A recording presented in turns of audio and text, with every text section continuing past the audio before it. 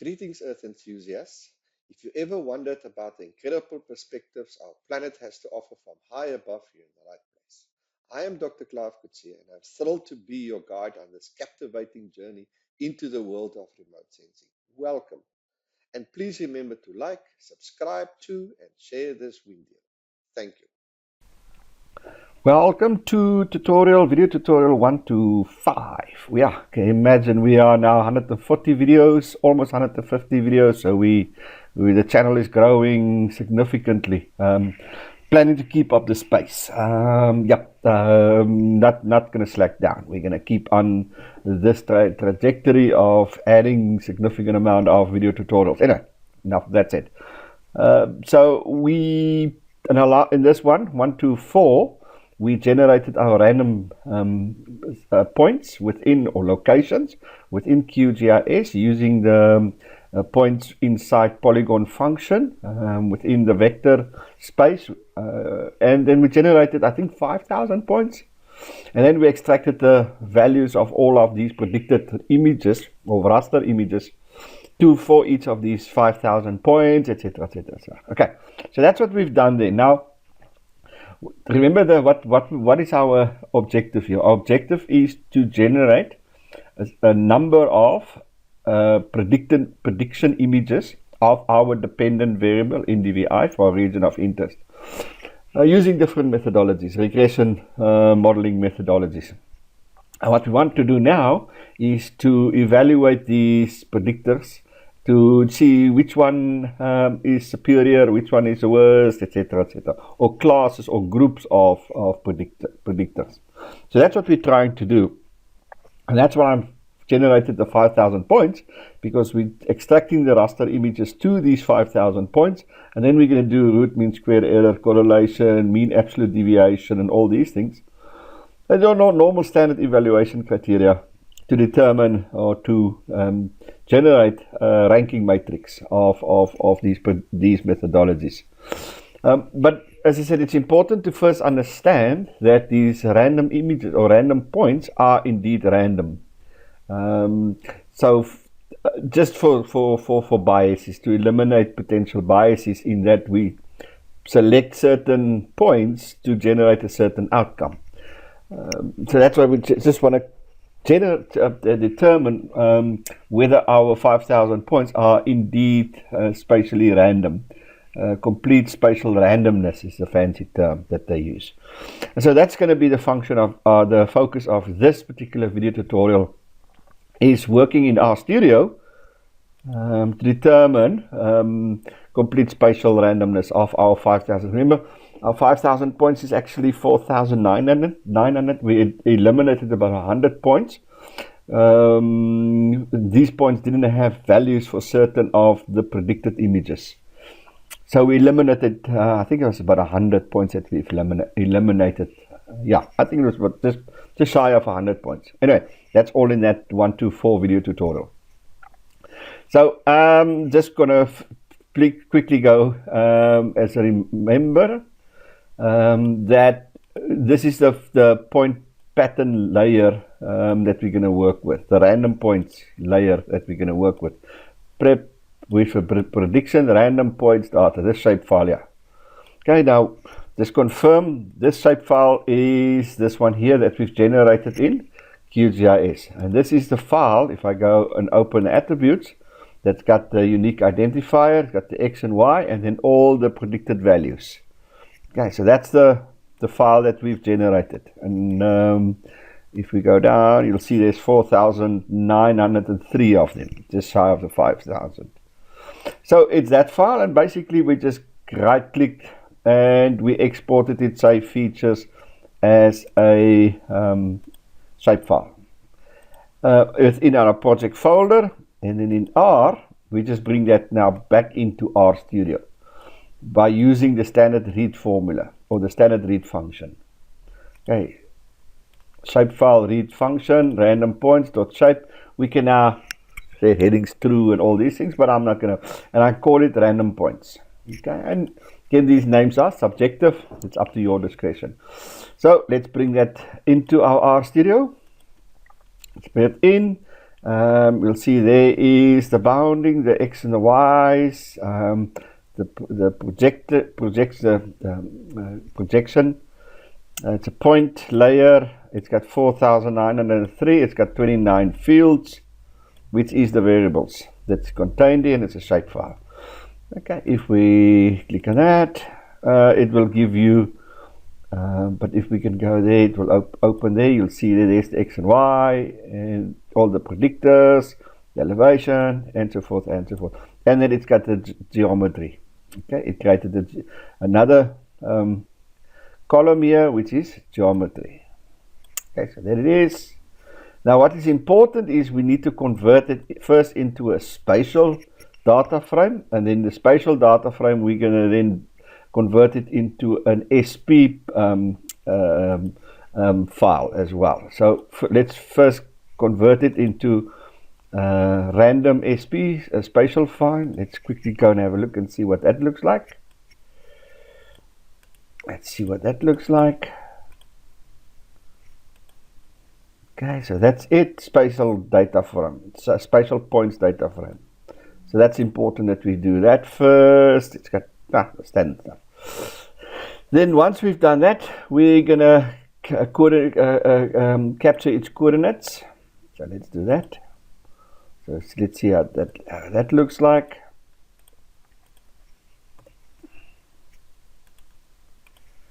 Okay, so that's how it looks like. So that just captures the coordinates of each of these points. There we go. Coordinates. And then what is important now is, given this coordinates, we're going to create the window. Now the window is just is this box here. We're going to create this box now, in which we will evaluate our points for complete spatial randomness. So we need to generate this, what they call this window. We need to generate this box. Okay, that's what we've done here. So we've brought in our point layer file. We converted it in a spatial points data frame. Then we generated the coordinates, and the coordinates are now going to be used to generate the box. Okay, so if we go to the box, let's have a look and see what that looks like. And these names are discretionary, so you can change these names. That's totally up to you. See what the box looks like. See, it's got the extremes, the four corners of the square. Is these values here. Okay, so that is what the box looks like. And then we're going to convert it into that window. See what the window looks like.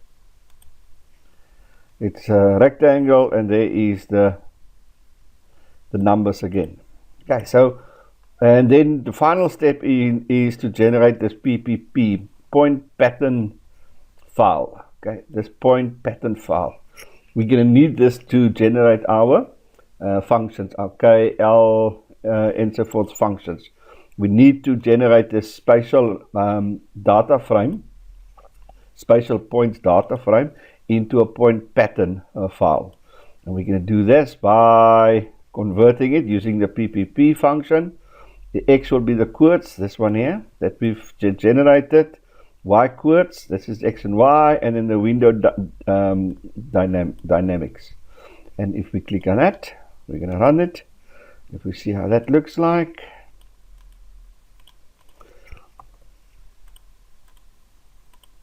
We run it. Sorry, there's one more P. I forgot to add that P there. And it says there's the points, patterns, and it's just the dynamics. Okay, so there it's at random points, etc. There's the random points there. It's a length of 5, it's got the X and Y, etc. So nothing serious about that. So that is what we need to do as the groundwork, so to speak, to generate our complete spatial random or point pattern analysis. To run those functions, the complete spatial randomness functions within point pattern and analysis. Okay, so that's what we have to do initially to get going. There's some tests, but these are time series tests. I'm not going to run through them now. in essence, to test for complete spatial randomness using this PPP file that we generated in this box, we're going to use the G function, the K function, the L function, the G envelope function, and the quadrat function. So we're going to use all of them, these functions, to test for the complete spatial randomness of my data. So what's going to happen is each of these tests will generate a theoretical complete spatial randomness function.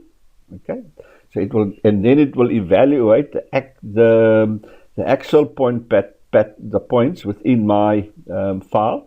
It will evaluate it against that theoretical complete spatial randomness function, and then it will yield a result that indicates one of three things. It's either clustered, or it's dispersed, or it's complete spatial random. The points are either clustered, or the points are dispersed, meaning it's not completely spatial random, or it lies within the theoretical C complete spatial randomness CSR function, and therefore it is completely random.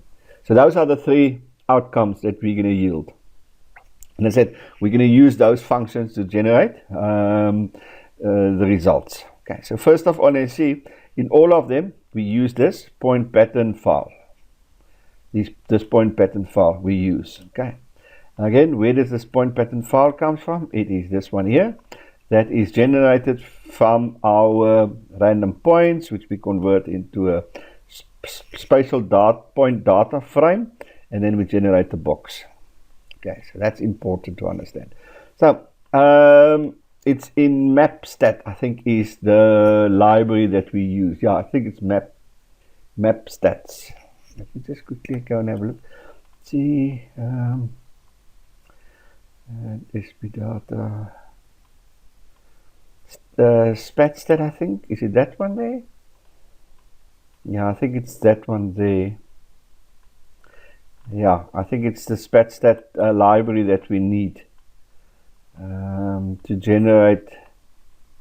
Yeah, I think it's that one there that we need to install the library to generate our complete spatial random functions on point pattern analysis. I think it's that one. Anyway. Okay, so first of all, it's simply just G, and again I use G, that's again discretionary. It's a test, and then I use my point pattern file. I run that. All good. You can do the class and the summary. It's nothing. It's just explaining a couple of things. It's data frame and the numbers, but what we're interested is the function itself. Let's just clear this. So it's empty. Let's run it. And there it is. And then it sits. Okay, so if we zoom on it, if you open it, you'll see there the poison, this one here, this part here, oops, sorry, the dotted blue, this one here, that's the theoretical complete spatial random function. It's a Poisson distribution. So it uses that to generate a complete spatial random function.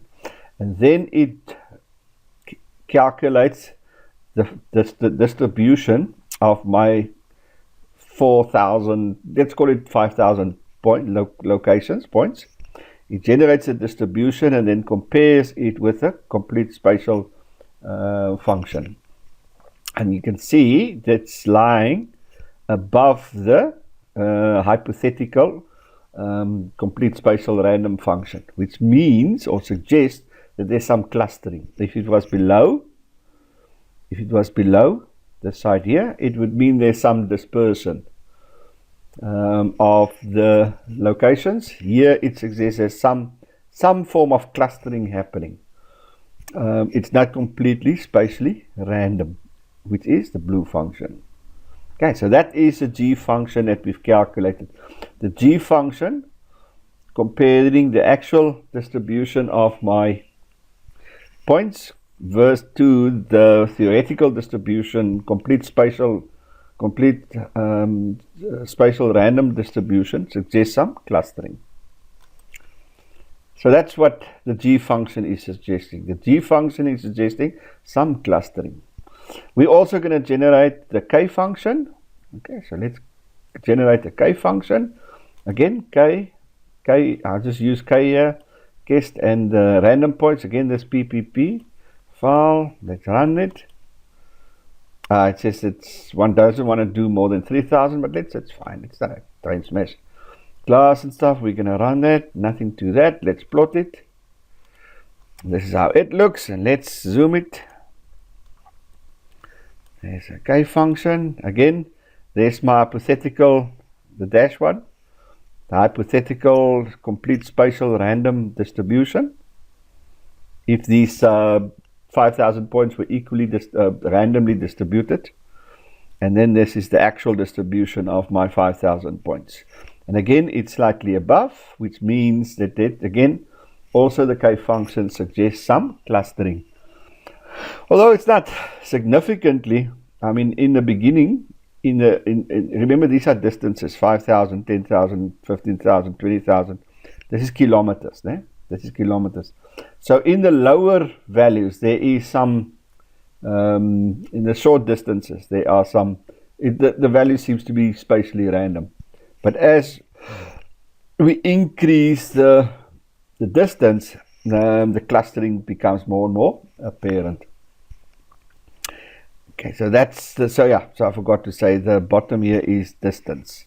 So that's at 0 distance, there's complete spatial randomness. But as we increase the distance between the locations, it becomes more clustered. Okay, so that's the K function.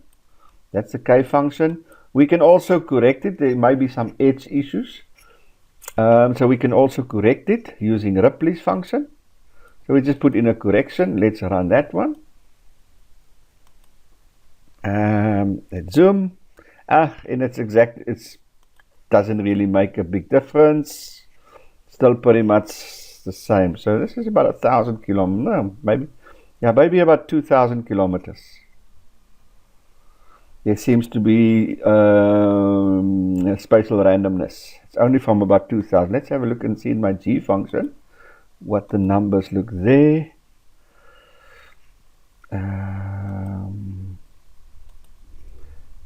Let's have a look in my G function, what the numbers also. Some about 100, yeah. Maybe a bit less. No, that's 2,000. So maybe a bit less. But it also suggests some clustering only from a particular distance. You know? So that's a G function, a K function. Let's run the L function. So the L function, same, list. It's just guessed and list. Happy families. Again, using the point pattern file. List, let's run that. Also the 3,000, we're going to go class and summary. And we're going to plot it. Zoom. So similar results, except it suggests clustering from a much almost immediate distance. There's some clustering happening. So again, all three so far indicates significant clustering. I wouldn't say significant clustering, but clustering from a particular distance. We're going to use the envelope. Let's run that and see what that looks like. Class and summary. We can run. And we're going to plot it. There we go there. Let's have a look and see what that looks like. There's the theoretical distribution and there's the actual observed. Again, it's suggesting that our data is not completely spatial random. There's again some clustering detecting here. Otherwise it would, there's our theoretical distribution for complete spatial randomness. So these functions all suggest that our 5,000 points that we generated are not completely spatially random. There is some clustering, but the clustering happens in most cases after some distance which gives some, it's not 100% ideal, but it's something that we can work with. It's something that we can work with. We can also test for it by using the quadrat test. So let's run that.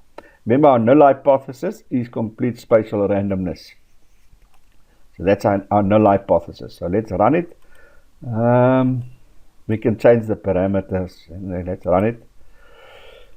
We get our using quadrat counts, random points. The value, the p-value is quadrat 3 by 2 grid of tiles. We can change that as well. Let's have a look and see. It is smaller than our p-value is less than 0.005. So that means we reject the null hypothesis, and the null hypothesis is complete spatial random. Our points are complete spatial random, so we're going to reject our null hypothesis and accept our alternative that suggests it's not completely spatial. Let's change that to, let's say, 6 and 3. Let's see what that results look if we expand our quadrat itself. Nope. Doesn't really change. Actually makes it worse. And let's plot this. Let's plot our quadrant analysis. Let's plot it. There it is. You see there is 6. 1, 2, 3, 4. 1, 2, 3, 4, 5, 6, and 1, 2, 3. Okay, so that's our quadrant, 6 by 3. Now what it's indicating here is that this is the left hand side. If we go back to our R0, the left hand top left is the observed number of locations. The top right is the expected, and the bottom value is the Pearson residuals. So if we open this, you see in this quadrant, call it quadrant 1, the observed is 11, but we expected 272 values or locations. So that's quite a large error. If you look at this quadrant, the observed is 449.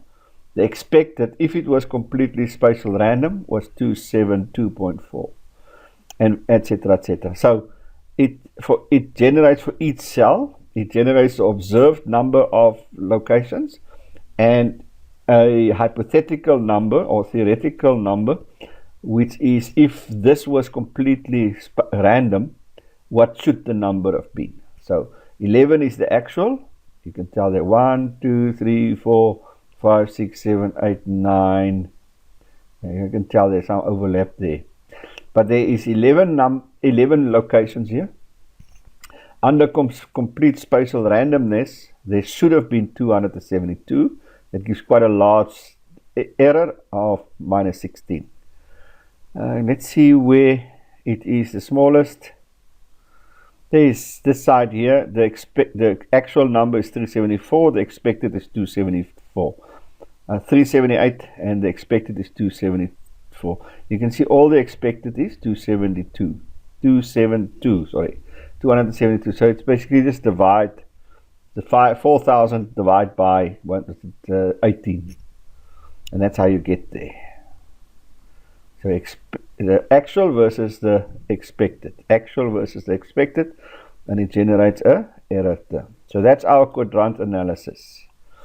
So there is more that you can do, but for now I'm gonna rest my case using these functions, and these functions suggest that our so-called random 5,000 random points are indeed not random per se. There is some clustering that's being detected within those in my 5,000 points, but at some distance. Yeah, as I said, important is we to do those functions, we have to generate this PPP file, this point pattern file, and there's the steps to generate that point pattern file. But again, it all starts with QGIS, where I generated. So in QGIS, we remember we into vector, and we went to geometry, research tools, and we say let's create those points inside the polygons, and then we just use the 5,000. Now we can generate it again and again and again, a couple of them, and evaluate each one until we have something that is less clustered and more spatially random. Anyway, we're not going to do that. We're just going to leave it as is, because I think 5,000 points are, I think, enough to compensate or to minimize the potential bias.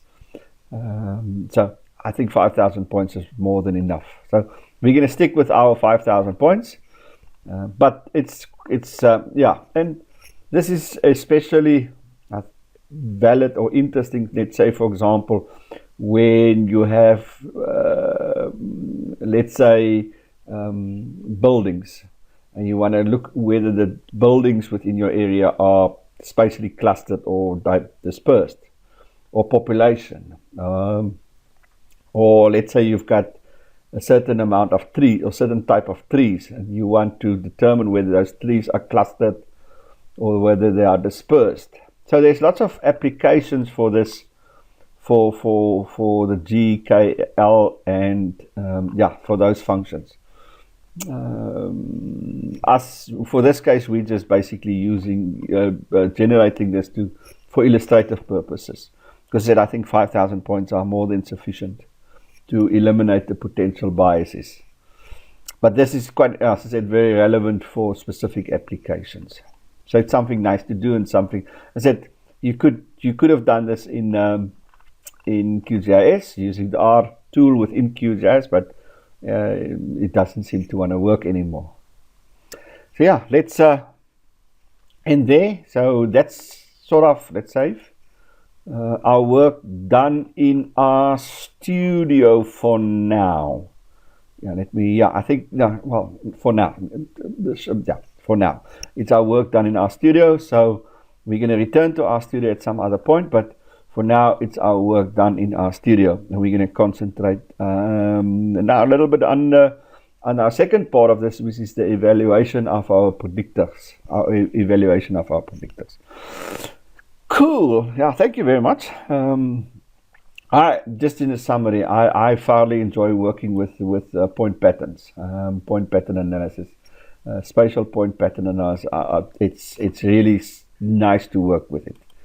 But as I said, remember, your file to do this must be in a spatial data frame. Where did we do that now? Let's just see. It must be. Oh yeah, we did it here. Let's quickly just run that. It must be in the spatial points data frame. Okay, so make sure that your file is in this format. If it's in this format, yeah, it works. And that's again why we converted it into a referencing system, a spatial reference, that in meters. So that's another important point to take away. Anyway, okay, enough said. Let's end this video tutorial, and then we'll concentrate on the next one. So the next one will follow just after this one. Okay, so with that said, thank you very much. Thanks for joining me on this journey.